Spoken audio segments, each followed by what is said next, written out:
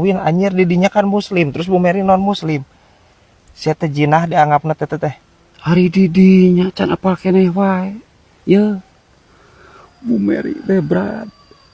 Tisa geus paanteleng jeung urang teh langsung mualaf asup Islam. Sia teh kudu bejakeun mah. Begitu urang ngalewas teh berat. Kadenge ku aing tanu teulik keneh.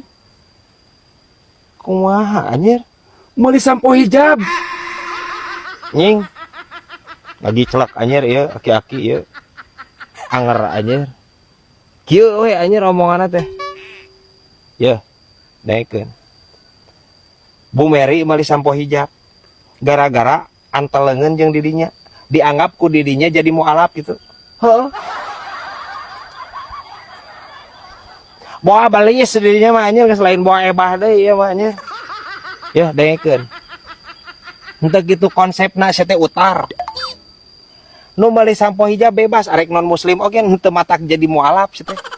Ya lamun kitu konsepna Kang Haji Roma Irama lamun misalkan meuli sampo metal nya eta musikna bakalan jadi metal.